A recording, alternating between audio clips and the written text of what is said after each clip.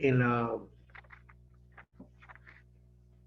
en el tiempo anterior habíamos mencionado varios, pero nos hemos olvidado de Joel. Joel, a ver, ¿estás por ahí? Danos tu parecer de lo que hemos mencionado ahora, Joel.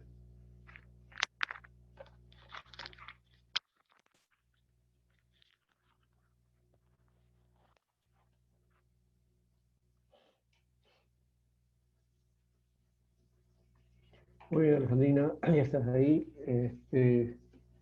Carlos también, José, el otro José y Joel. Bien, Joel, ¿estás?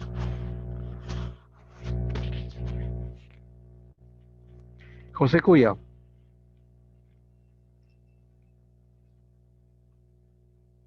José. Sí, sí, profesor, escucho. Ya. Bueno, para reanudar entonces, ¿puedes mencionarnos algo de tus inquietudes o punto de vista de lo que dijimos en la primera parte? Sí, sabes, bueno, solamente que me llamó la atención esa parte de que hoy en día, como usted mencionaba, ¿no? Que le vendría la pregunta, ¿no? ¿Qué es lo que hace el pastor, no? Si es un trabajo o un servicio, ¿no? Eso me Ah, llamó ya, la ya. atención porque creo que a veces muchos dicen, bueno, tal vez quizás a veces lo dicen, ¿qué es el pastor? Es trabajo lo que hace, ¿no? Entonces, Ujú. Ya, siempre ya. tienen esa palabra como que de Claro. repente las personas hacia el servicio del, bueno, O en todo caso, lo que deberíamos plantearnos es una visión bíblica del trabajo, ¿no? Para no verla en una situación de que el trabajo es un castigo de Dios, como algunos dicen, ¿no? Sino que más bien es la bendición que Dios dio al hombre desde el principio, ¿no? En el orden de la creación, ¿no? Muy bien, gracias. Joel, ¿cómo estás? A ver, dinos algo sobre lo que hemos dicho en la primera parte. Sí, pastor. Interesante el planteamiento de enfocar el trabajo pastoral dentro de una visión de la iglesia, ¿no? De creación, de pacto, de poder centrarse en Cristo mismo en todo lo que hacemos, porque a veces querer hacer un trabajo humano no es pesado, es poco fructífero. Claro, Si se usan los métodos de Dios, el plan de Dios, si se puede entender la voluntad de Dios, va a ser un trabajo más gratificante, más así llevadero, es, ¿no? así es. Claro, el orden del trabajo pastoral es espiritual, de hecho que eso es así, esa es su dimensión y viene de Dios, pero está relacionado con todo el quehacer humano, ¿no? Así como la Biblia dice que hay un solo mediador entre Dios y los hombres, Jesucristo hombre, muy bien, el pastor no es mediador, ¿ya? Pero es instrumento de Dios para hacer la tarea y su tarea es concreta, es hacia los hombres, ¿no? Sirve a Dios, pero su servicio es a los hombres, hacia el mundo, hacia el prójimo, ¿no? Eso creo que debe ser bien entendido. Ahora, en la pastoral con sentido eclesial, ahí tenemos que ver el misterio de la iglesia, un tema teológico que tiene que ver con hacer pastoral.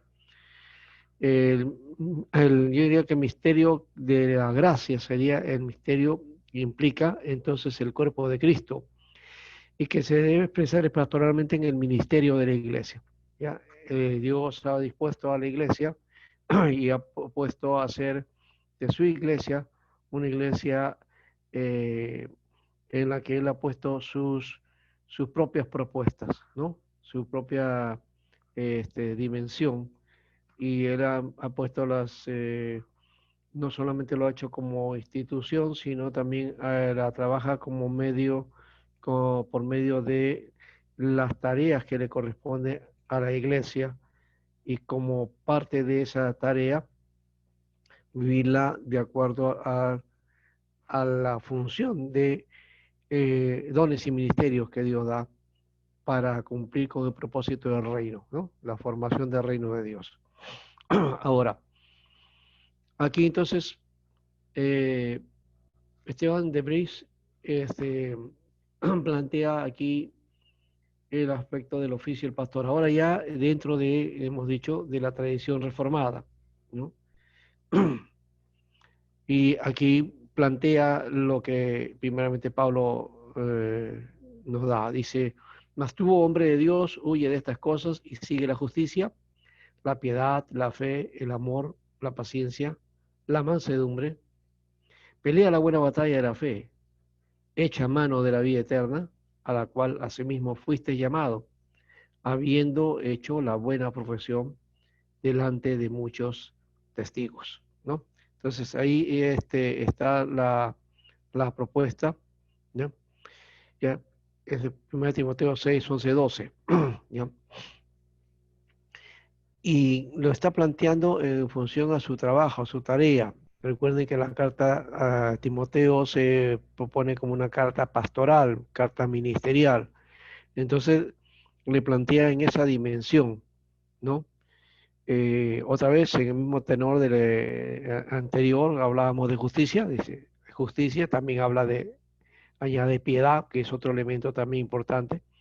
La fe, de la que estábamos hablando también, la fidelidad, el amor, paciencia y mansedumbre, que tiene que ver con la misericordia. Y esto es el elemento base para trabajar entonces este, el, en las en los basamentos de la pastoral, pues deben tener eso en requerimiento, ¿no? Y aquí plantea entonces algo más, tres amores en la vida del pastor, ¿no? Eh, el pastor, su relación con Dios, el pastor en relación a la familia, y el pastor y, digamos, su llamado, ¿no? Esos son tres elementos que plantea. Y, y básicamente yo entiendo que el llamamiento debe estar ligado a lo que es el ministerio, que es la tarea de hacer la pastoral, y que no es solamente tradición reformada, debería ser una cuestión mucho más concreta para todas las iglesias, o sea, entender que el ministerio es un llamamiento, que el ser pastor es un llamado y es una vocación. No podemos plantearlo de otro modo, ¿no?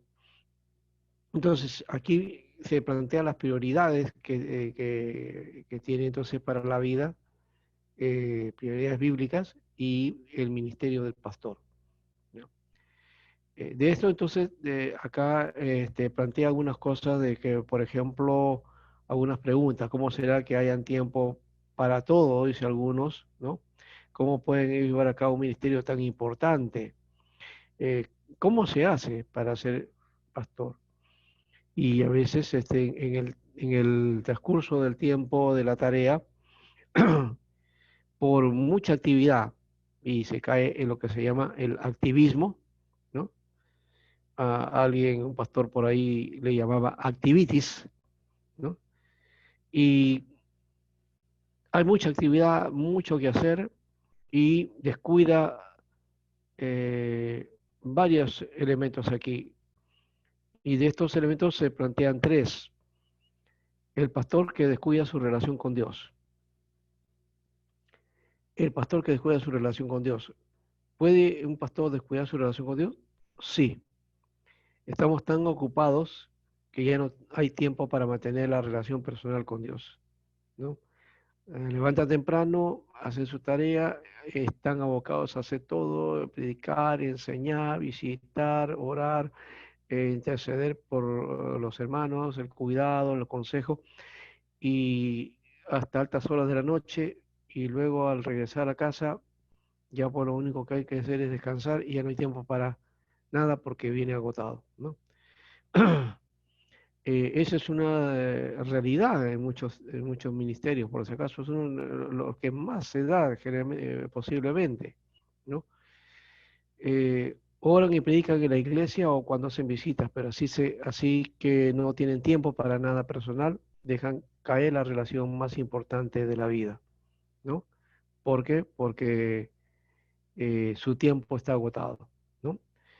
Eh, lo segundo es que el pastor descuida a su familia. Ese es otro factor negativo, ¿no? Eh, Muchas veces los hijos de los pastores tienen la reputación de ser los más desobedientes, ¿no es cierto?, los más eh, indisciplinados de la congregación, ¿no? Y la iglesia puede llegar a ser también en ese sentido la querida del pastor, ¿no? La otra. Entonces la esposa no tiene competencia con otra mujer, sino con la iglesia, ¿no? El pastor está casado con la iglesia, se debe a la iglesia. Aquí me hace recordar algo que sucede pues en el otro lado, ¿no? En la otra propuesta religiosa. Entre los católicos, por ejemplo, para ser el sacerdocio, pues implica que debe ser soltero, ¿no? Célibe, que no debe estar casado, para dedicarse a tiempo completo, porque es la idea, o sea, la idea de me comprometo con la iglesia, ¿no? Con mi tarea. Ella es a la cual me debo. Y ella pues puede contar con él en todo tiempo, ¿no? Pero su familia no puede contar con él en nada. Cuando sucede estos problemas que se crean con casi eh, igual recelo que si fuera una mujer, ¿no? Los celos, la envidia, la inseguridad, ¿no? ¿Ya? Es como si un pastor tuviera otra mujer, ¿no? Eh, eso es fatal, es terrible también, ¿no? No solamente afecta a la esposa, afecta a los hijos también, ¿ya? Y hay que tener la medida también del asunto, de saber equilibrar. No es tan fácil equilibrar esto, pero cuando lo hacemos y ejercitamos, ¿no? Plenamente esto, creo que sí se va a dar.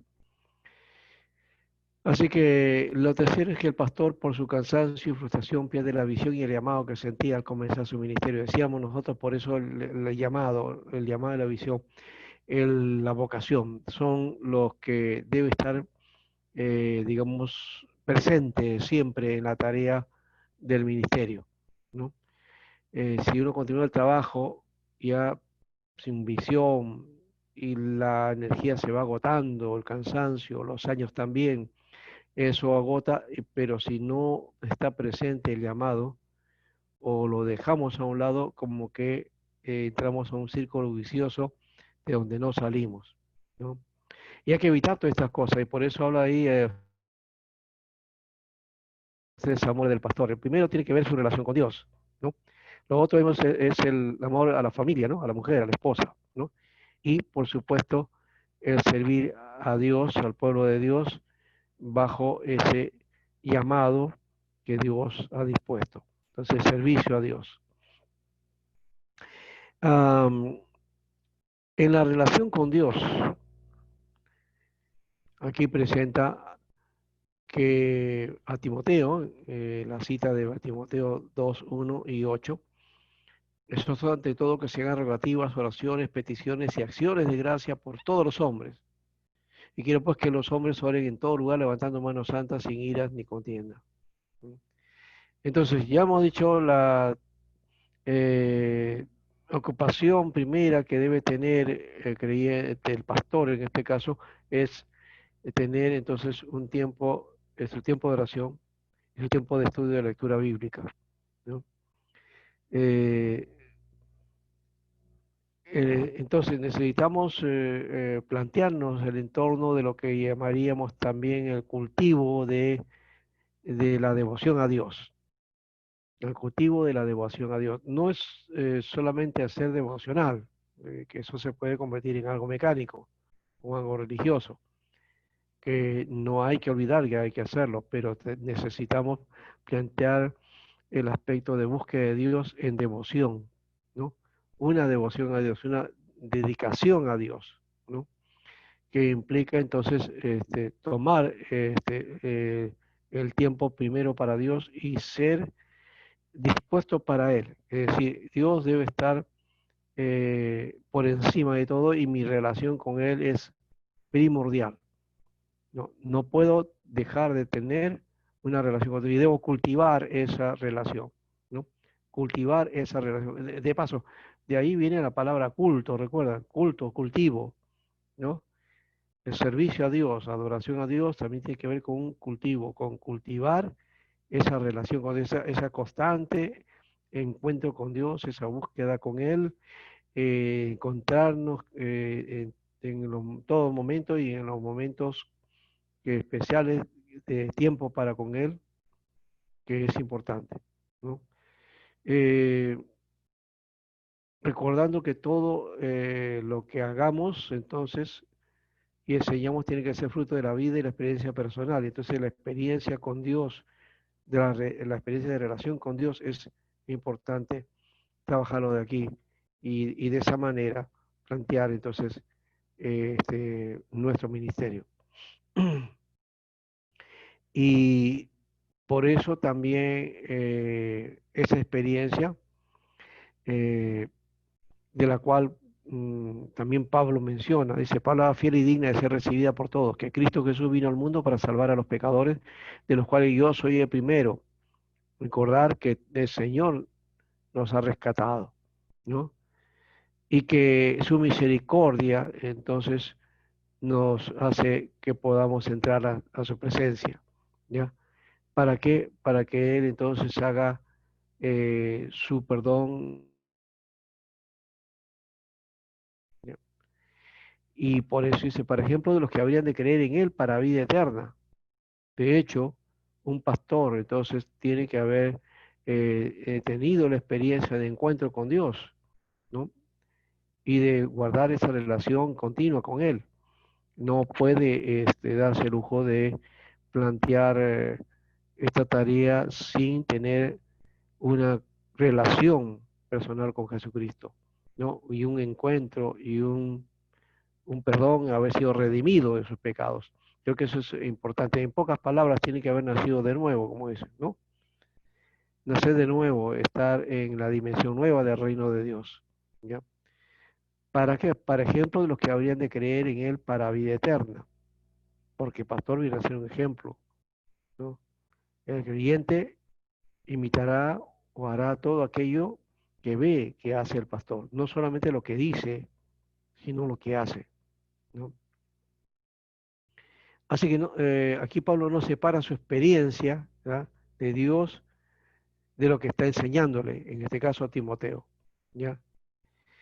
Y él viene a ser ejemplo viviente, entonces, de todo lo que enseña y de todo lo que entonces está mostrando en su relación con Dios, ¿no? Eso lo muestran las cartas. Ahora, muchos pastores tratan de llevar el ministerio a cabo como acá menciona, dice, esa es una figura o una ilustración cuando habla del camarero. El camarero en un restaurante, ¿no? ¿Qué sucede con el camarero? Bueno, va a la cocina, busca la comida, ¿no?, para el cliente, se la sirve, ¿no? Y luego, y también se la retira. Está atento a toda necesidad del cliente mientras él está en el restaurante y hace todo lo posible para complacerlo. Pero el camarero tiene poco que ver con la comida servida, ni tampoco es necesario que el camarero tenga una buena relación con el cocinero. Lo importante es el servicio al cliente. Y aquí plantea en esta ilustración que hay pastores que pueden servir en varias formas, ¿no? Pueden servir la gracia de Dios al miembro de la iglesia, puede buscarla, llevársela, ¿no?, al creyente, a su banco, pero muchas veces esta gracia pasa solamente por la boca o las manos del pastor y no por el corazón. Si el pastor descuida su relación personal con Dios, entonces está trabajando como ese camarero, como un camarero eclesiástico, ¿no?, sirviendo algo que tiene poco que ver con su propia vida. Y puede ser que la sirva bien, pero no la sirve ni con integridad, ni con autoridad, y algún día eso se va a denotar. ¿no? Yo no sé cómo ustedes pueden, digamos, explicar esto, pero por ejemplo, una oportunidad, una joven que, hermana, estaba hablando, estaba muy interesada en los ministerios y había tenido un pastor muy amigo en Brasil, ¿no? Había estado viviendo en Brasil por muchos años y entonces un día se hizo bien amigo del pastor de la iglesia y, y le dice, bueno, le hizo una pregunta, una inquietud, porque era parte de su interés, de cómo pues había llegado a ser pastor y cómo había recibido esta tarea y de qué manera, o sea, quería ella saber esto.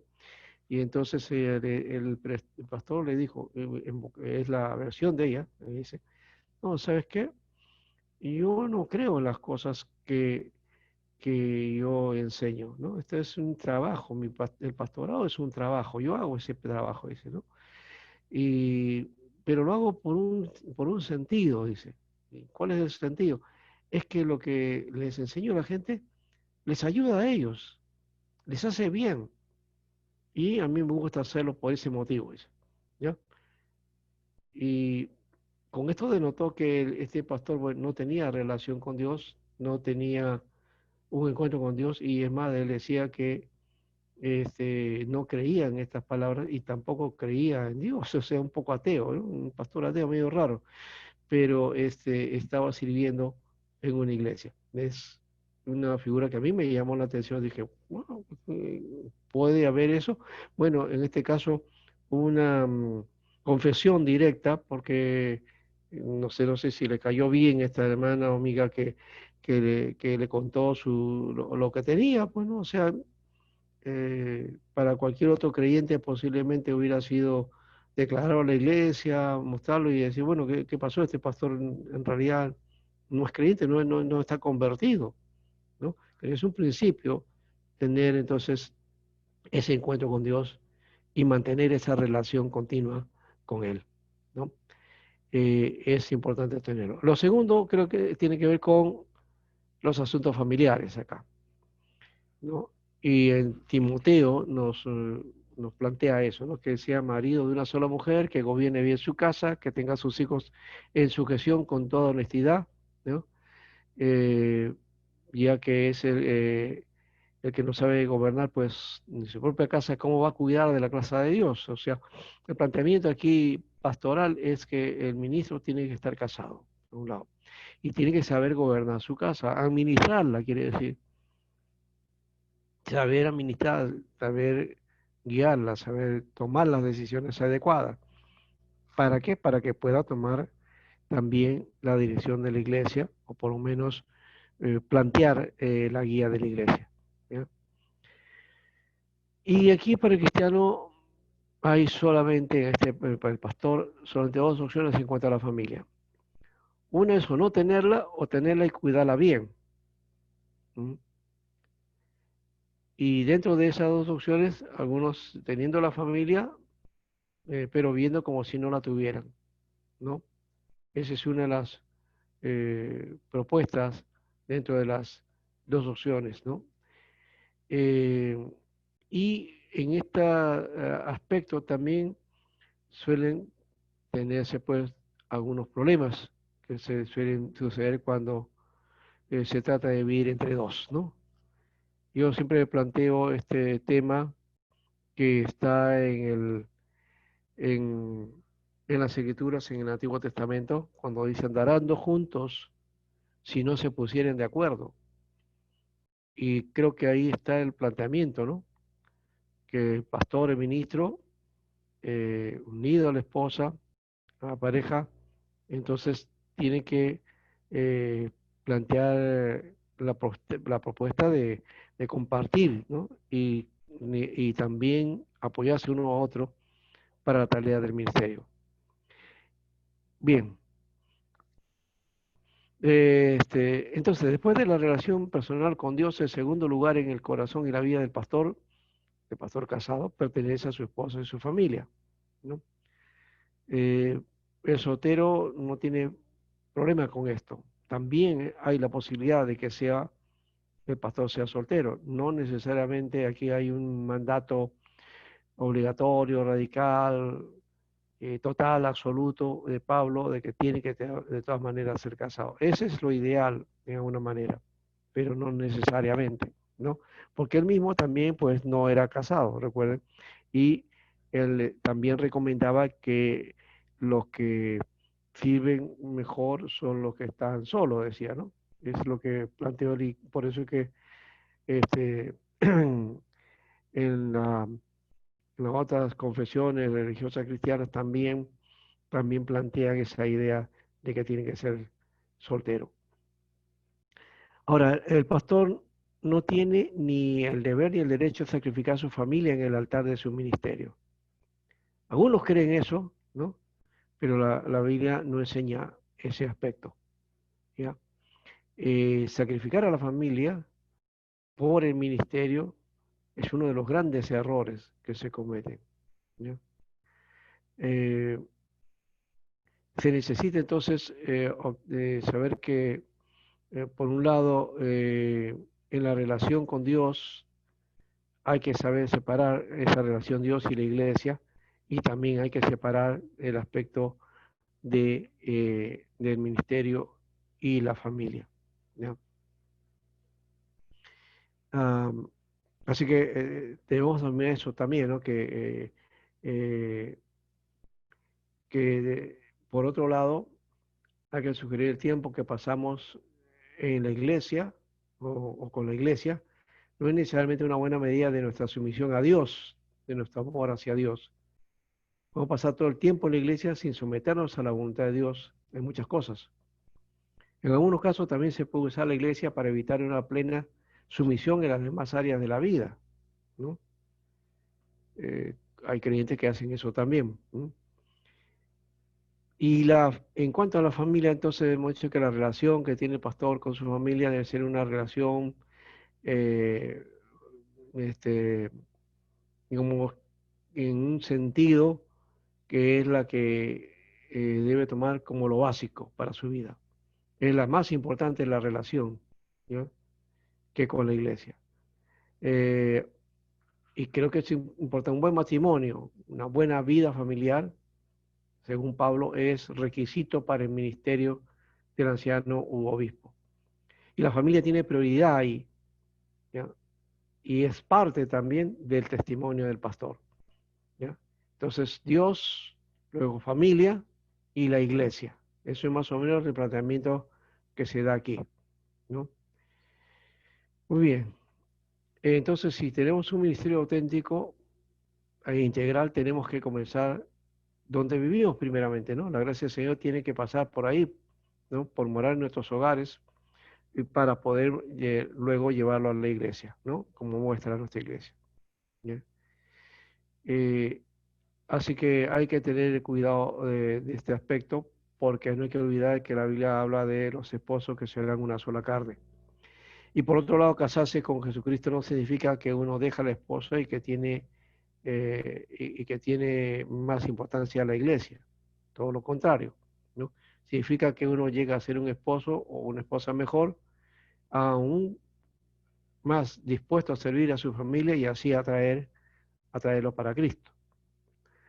Muy bien, entonces hay que tener en cuidado eso para no ocurrir o caer en esta falta de algunas este, familias de pastores que las esposas se sienten solas y abandonadas, ¿no?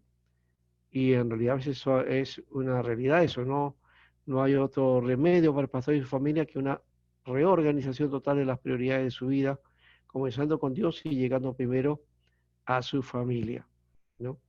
Y cuando habla de eso también implica también el cuidado a los hijos, el cuidado, la crianza, ¿no? La formación, ¿ya? Y la enseñanza a los hijos. El tercer amor implica aquí el servir al pueblo de Dios. Aquí entonces también el asunto es ver las posiciones que ocupa cada uno, ¿no? Dios, la familia, en la vida del pastor, pero también el asunto de no minimizar o menospreciar el amor que siente el pastor para su iglesia. O sea, no el hecho que haya ciertas prioridades, Dios y la familia, la iglesia no es menos, tiene que también su importancia, ¿ya? Y hay que reconocerlo. Y reconocer también que le tocará a la familia del pastor momentos de problemas y sufrimientos que son de hecho eh, notorios dentro del ministerio y dentro de la tarea, ¿ya? Y por eso hay que mantener en todo lo posible la familia unida y segura en la fe para que no vaya a declinar o caer frente a los problemas que se enfrenta en la iglesia, en el ministerio, ¿no? Así que estos amores están relacionados en alguna manera y digamos el límite entre uno y otro es muy delgado, ¿no? Eh, pero todo esto procede del amor de Dios hacia nosotros y comienza de nuestra parte con la respuesta del amor hacia Dios. Luego el ministrar y trabajar en la familia, ¿ya? Y luego entonces el aspecto del servicio también a la comunidad de fe, ¿no?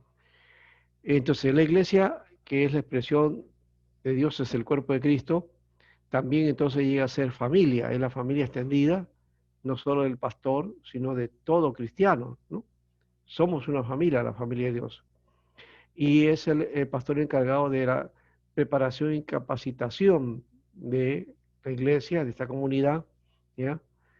Y de alguna manera el pastor está enamorado con una visión de lo que Dios quiere o puede hacer en la vida de cada creyente y en la comunidad, ¿no? La comunidad de fe, ¿ya? Y su amor se expresa en la búsqueda de descubrir y desarrollar todos los dones que tiene cada creyente. Por eso hablábamos también de la pastoral, de los ministerios, ¿no? De la iglesia, para desarrollar los ministerios de la iglesia, ¿no? Eh, Pablo anima, en este caso, a Timoteo a seguir fiel en la enseñanza, en la pura doctrina de las escrituras. Y lo más importante, el crecimiento y madurez de todos los miembros. Hacia eso apunta, porque era el propósito de Pablo también, ¿no? Bien, entonces ahí tenemos ya ese planteamiento y por otro lado también nos da Pablo una visión en Efesios sobre lo que debe ser el objeto de nuestro amor y la meta de nuestro trabajo, ¿no? Ahí plantea y el autor muestra a, la carta a los Efesios cuando habla acerca de lo que Jesús constituyó, ¿no? Constituyó a unos apóstoles, a otros profetas, a otros evangelistas, a otros pastores y maestros, a fin de perfeccionar a los santos para la obra del ministerio, para la edificación del cuerpo de Cristo, hasta que todos lleguemos a la unidad de la fe y el conocimiento del Hijo de Dios, a un varón perfecto a la medida de la estatura de la plenitud de Cristo. Anteriormente, en una de las clases anteriores, hemos hablado también algo de esto y que es el objeto, de alguna manera, del ministerio del pastor y de los ministerios de la palabra, ¿no? Que en la iglesia debe ser no solo los miembros como están, sino también hay una visión de una iglesia madura, activa, de una iglesia que llega a la estatura de la plenitud de Cristo, que está haciendo el ministerio, que todos se comprometen y realizan el ministerio, ¿no?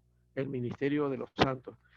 No es el ministerio del pastor, no es el ministerio del evangelista, es el ministerio de la iglesia. O sea, la iglesia es la que debe realizar el ministerio y el pastor debe instruir, guiar, perfeccionar, digamos, aplicar, hacer todo lo necesario, capacitar, ¿no? A la iglesia para esta tarea. Todos están involucrados, ¿no? Bien, esa es una de las pautas que va planteando sobre lo que es sus bases. Ahora, cuando habla de pastor en la tradición reformada, dentro de la tradición ahí hay un punto que se está planteando, que es el llamamiento del pastor, ¿no? El llamado, ¿no?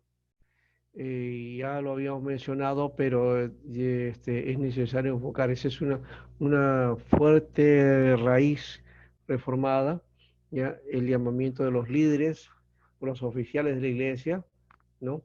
Y que tiene dos partes, ¿no? Parte interna y externa. Aquí en el manual de doctrina, Berkov menciona esto y dice: llamamiento interno. Este llamamiento no debe ser visto como un llamamiento sobrenatural por medio de una revelación especial. Consiste en ciertas indicaciones providenciales, tales como un fuerte deseo impulsado por el amor hacia Dios, la obra especial del reino de Dios, la convicción de que los dones necesarios están en alguna medida presentes y la experiencia de que Dios está preparando el camino. Eso sería el llamamiento interno. El llamamiento externo dice que el llamamiento interno haya su complemento necesario en el llamamiento externo de la iglesia. Este llamamiento externo sirve para confirmar el interno y así da al que lo recibe la seguridad de que es llamado por Dios. Y los oficiales de la iglesia tienen una mano que los guía en la extensión de este llamado, pero no ignoran la voz del pueblo.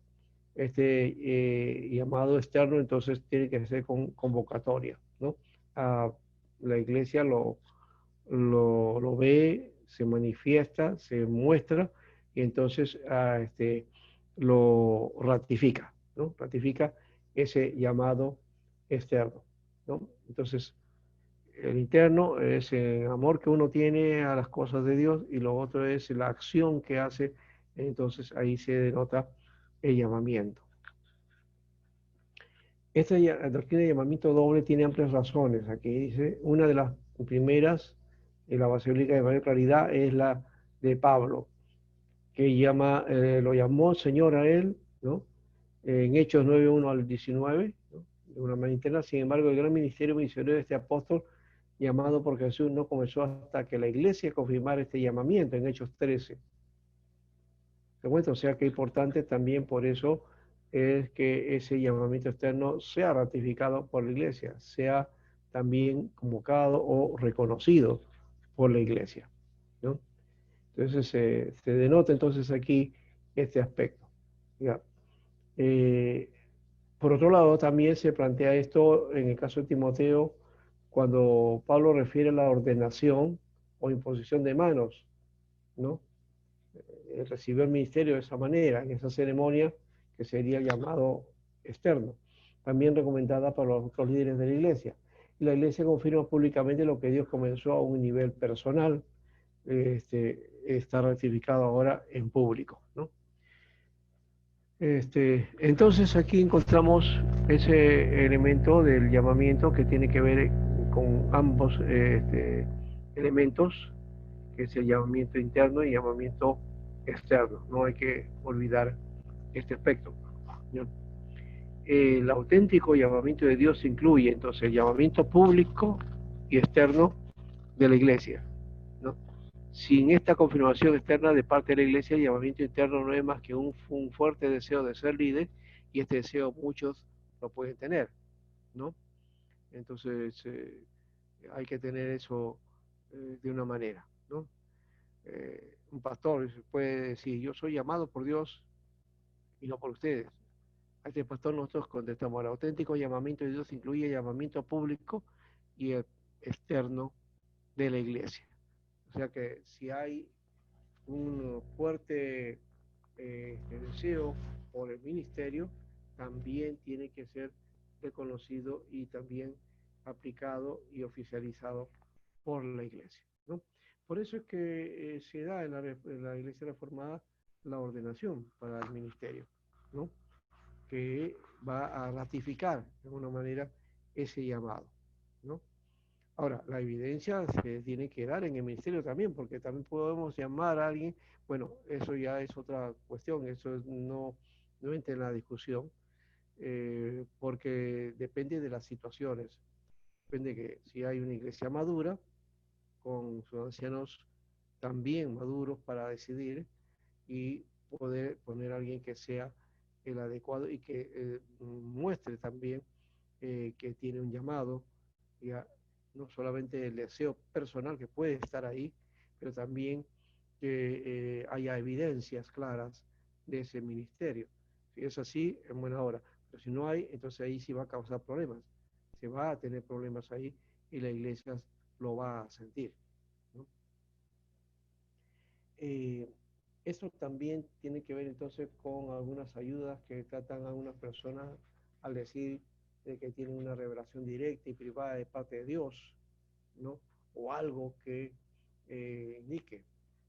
Antes de la clase, mi esposa vino y así fue por un caso, una hermana nos llamó, nos dejó un mensaje de un pastor, un audio, ¿no?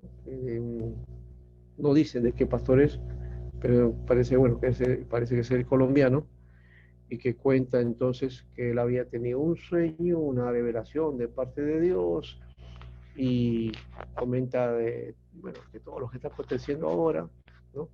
Que es juicio de Dios y que los que están muriendo es porque están muriendo porque están en pecado y un montón de cosas así. Bien, entonces cuando me decía, bueno, ¿y esto? Bueno, yo digo, esto hay que tomarlos con cuidado, no hay que dictarlos así nomás porque hay algunas cosas que no calzan según un punto de vista, ¿no? Y porque si no vamos a dejar de llevar por revelaciones y por algunas cosas que sin tomar en cuenta la palabra y sin tomar en cuenta la vocación y la acción misma, entonces vamos a cometer errores, ¿no? Tiene que haber entonces pleno apoyo de la palabra, ¿ya? Y que Dios, revelando la comunidad de los santos, también en conformidad con lo revelado en las Escrituras, ¿ya? Y entonces también eso va a suceder en el caso del pastor, ¿no? El llamado tiene que ser conforme a las Escrituras y tiene que ser apoyado por la iglesia.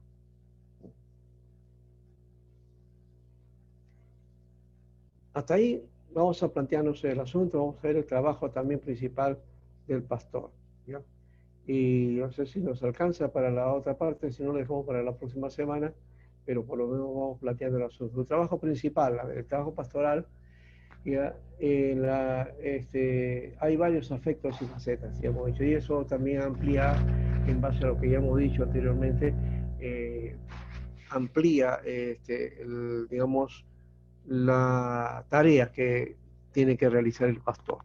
Cada componente de este trabajo merece estudio y reflexión. Y aquí quiere hablar solamente de dos, ¿no? Dentro del ministerio, entonces se va a plantear aquí que uno es la predicación, ¿no?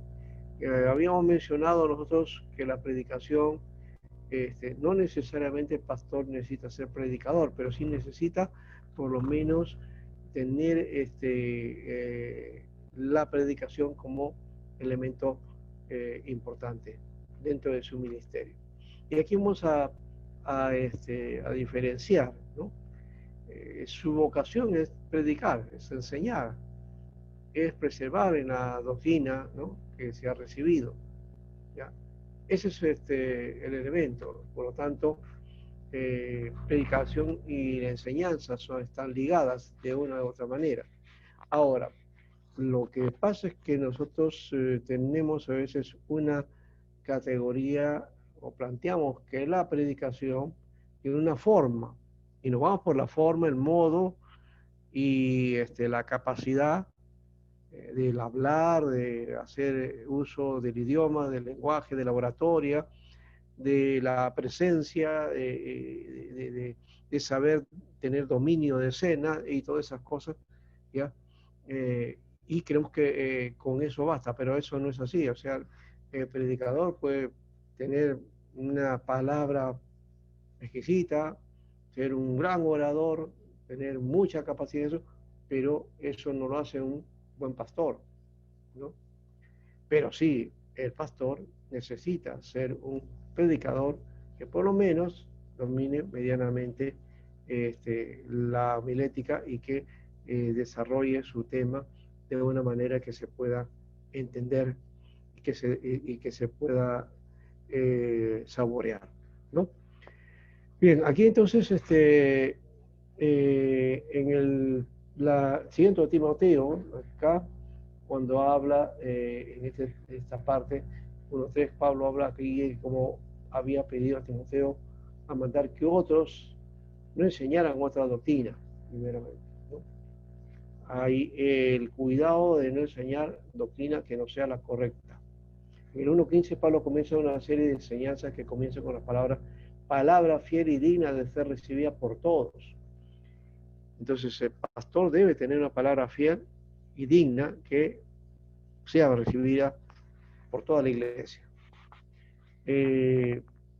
No como en el 4.5 se menciona de algunos que querían prohibir mucho y crear una nueva religión. Pablo dice, porque la palabra de Dios y por la palabra es santificado, ¿no? No es por entonces hacer algunos requerimientos particulares, ¿no?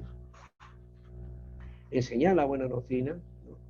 Y rechazar a fábulas y nuevas doctrinas por ahí o corrientes que a veces se da, y yo le digo hoy día modas, ¿no? Hay modas doctrinales, hay modas o posturas que se ponen pues en boga en una u otra iglesia por ahí, y como eso funciona bien, entonces se quiere imitar o se trae a las otras iglesias. Eso hay que evitar. ¿Por qué? Porque de repente lo que se está haciendo en esa iglesia no es adecuado o no está cotejado con la palabra, ¿no? Por eso Pablo siempre dice, esto manda y enseña. Es decir, aquello que él le había enseñado a Timoteo es aquello que tenía que enseñar él, ¿no? Y para esto también debía ocuparse en la lectura, la exhortación y la enseñanza. Esto implica entonces que el pastor debe dedicarse al estudio, primero al estudio, ¿no? La lectura implica estudio, aprendizaje, capacitación, formación, actualización, ¿no? La exhortación y la enseñanza, está hablando entonces de la predicación, de presentar el mensaje abierto, claro, directo, no, no a medias, no dando vueltas, ¿no? Sino siendo claro en lo que corresponde a la iglesia y la necesidad que tiene la iglesia, ¿no? En el 5.1 al 6.2, Pablo aconseja a Timoteo que en cuanto a cómo él debe de exhortar a los distintos grupos dentro de la iglesia, cómo debe hacerlo, ¿no? Los jóvenes, a los ancianos, a las jóvenes, las viudas, a todos ellos, cómo debe trabajar con ellos. Entonces hay una orientación para velar por todas las personas de la iglesia, ¿sí? Y en el 6.3 Pablo considera una buena parte de la batalla de la fe ganada o perdida en la enseñanza primero, en la instrucción de la enseñanza. Y ese principio que Pablo plantea es el principio que estaba desde el comienzo y que lo desarrolla la Torá, la instrucción. Torá es instrucción, es enseñanza. Básicamente Dios entonces está abocado a la enseñanza, a la formación, enseñanza e instrucción. Algo que me parece que hemos olvidado en parte en cuanto al discipulado, y pensamos que enseñanza solamente, bueno, es un curso o una tarea de academia bíblica. No, no, es la enseñanza que implica vida, ¿no? Y que implica consejo, ¿ya? Y que implica estar en la doctrina de Dios, ¿no? Que afirmarse en la doctrina de Dios. Y por otro lado le dice pues Pablo finalmente a Timoteo, guarda lo que se te ha encomendado, evita las profanas pláticas sobre cosas vanas y los argumentos de la falsamente llamada ciencia, ¿no? Que en ese tiempo tenía que ver ya con la gnosis o, el conocimiento, o los conocimientos, las enseñanzas y doctrinas que tenían que ver con el conocimiento, ¿no? Con la afirmación de ciertos misterios y todo eso, ¿ya?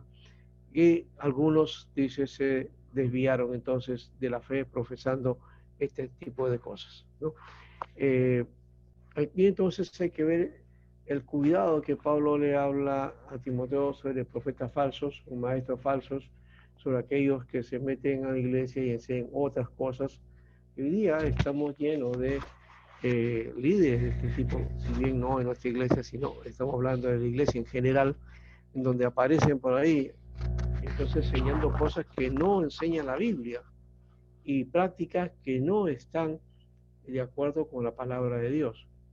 Entonces hay esos maestros que se están dando y nosotros mismos estamos viendo en nuestra propia cara esto, sabiendo de que esto no es algo que pasó en el futuro o que pasará más adelante, está pasando.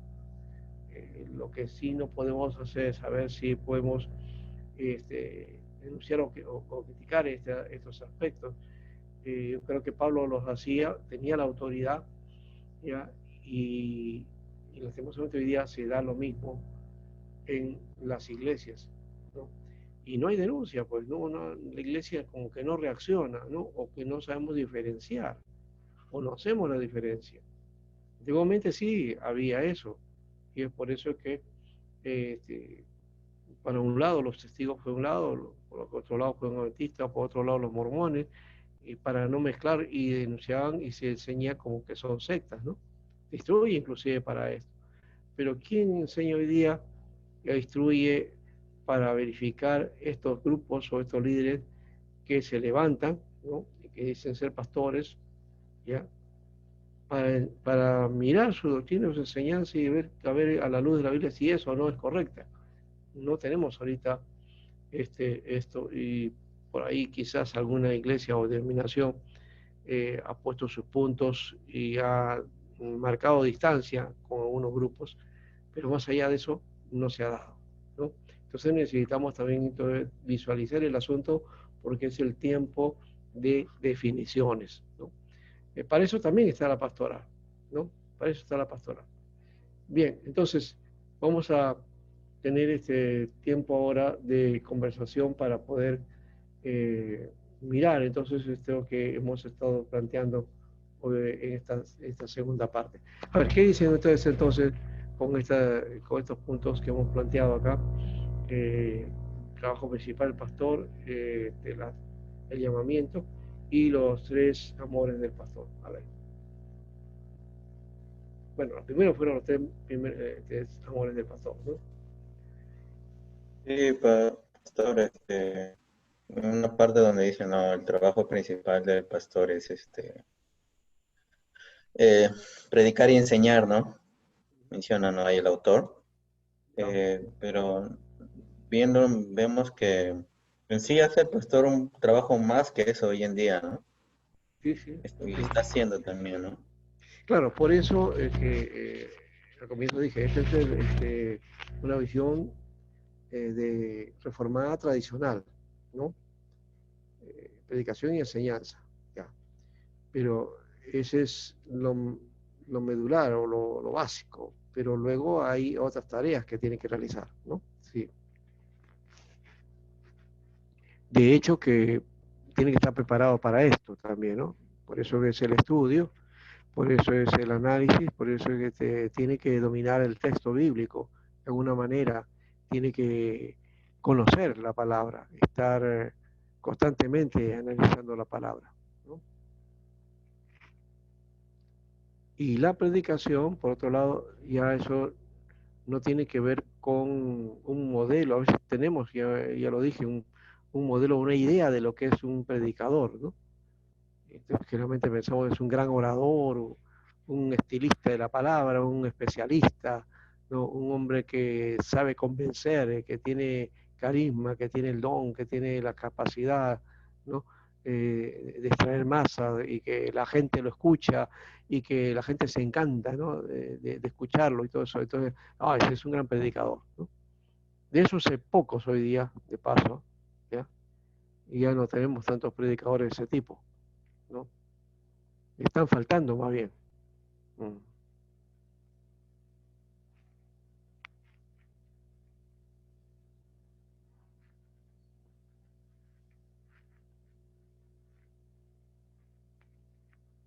Muy bien. ¿Alguien más, José? ¿Ya viste o pusiste tu inquietud? Ahora, Alejandrina.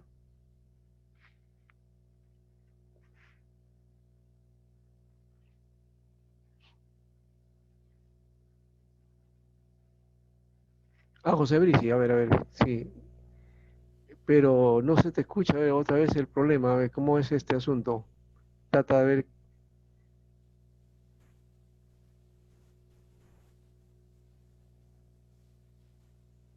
como que se te va el audio, ¿no? Ya, ahora sí parece que sí. A ver, habla. Ahí,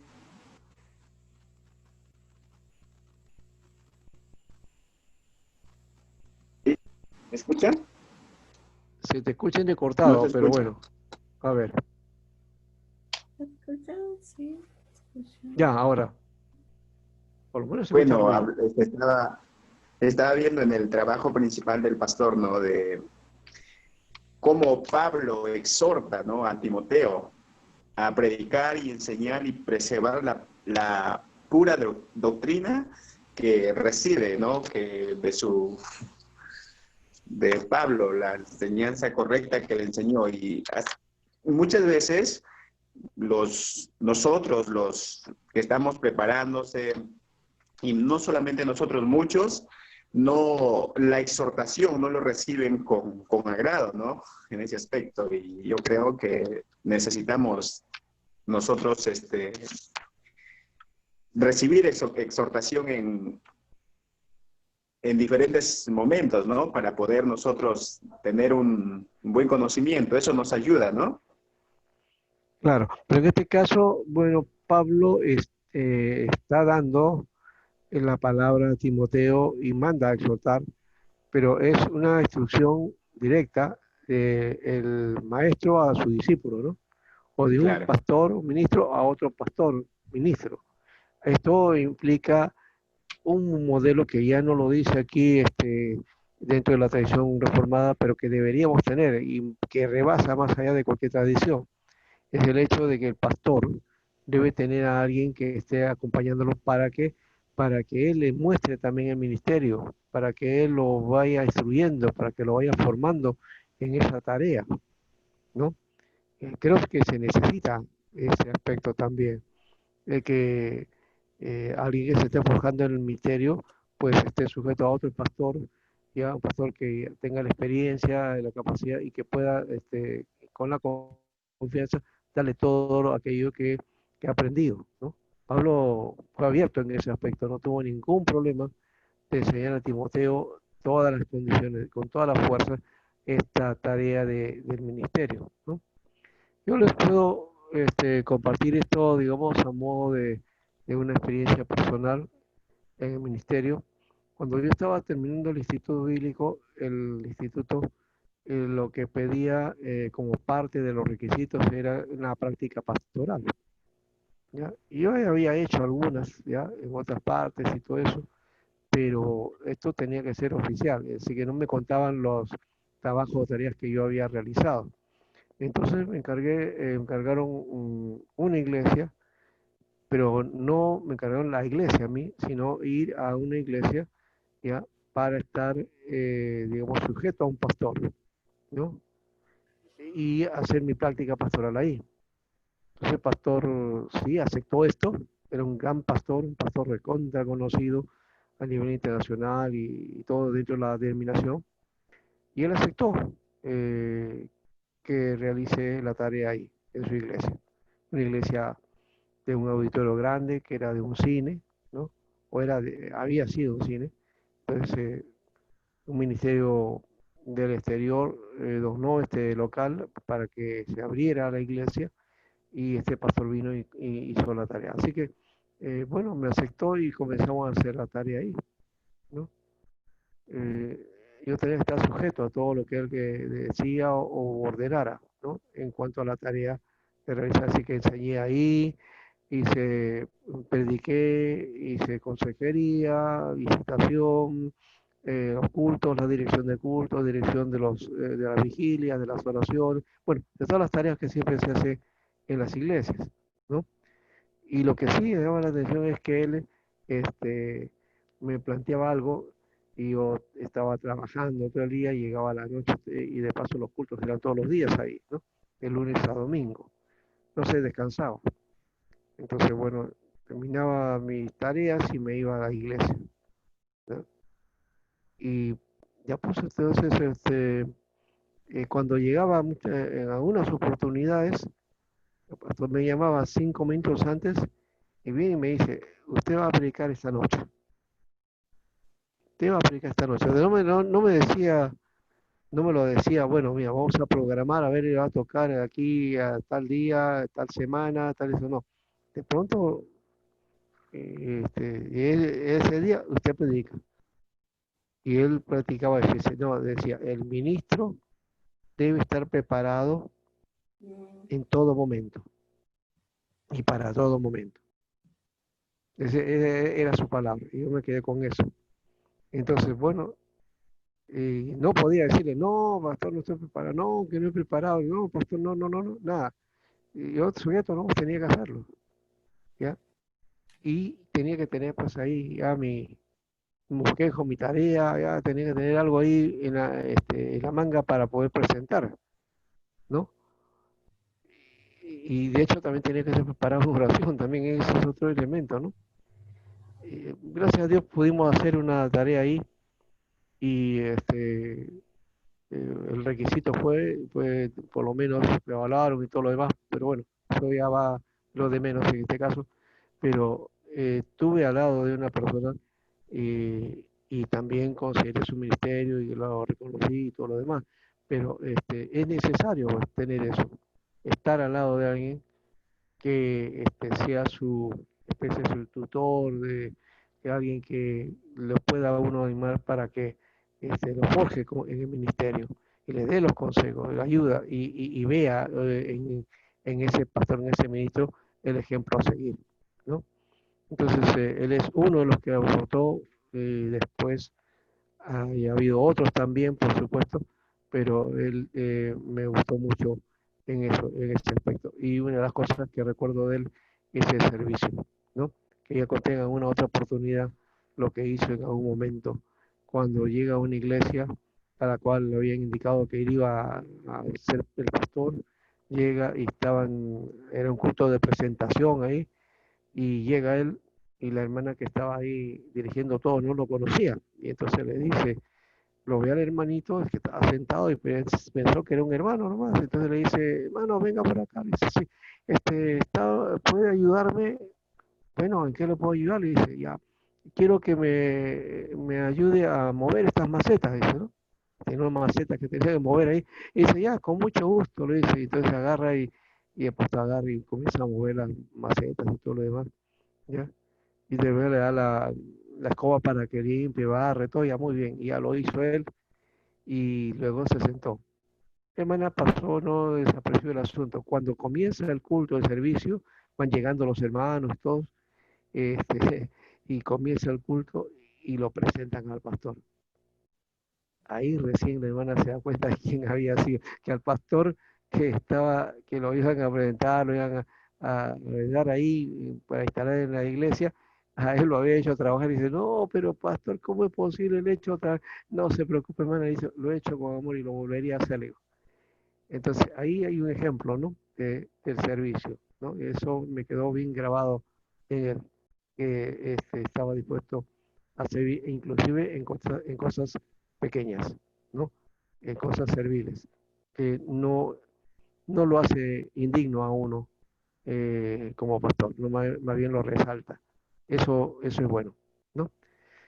Bien, ¿alguien más para ir terminando? Unos 5 minutos más y ya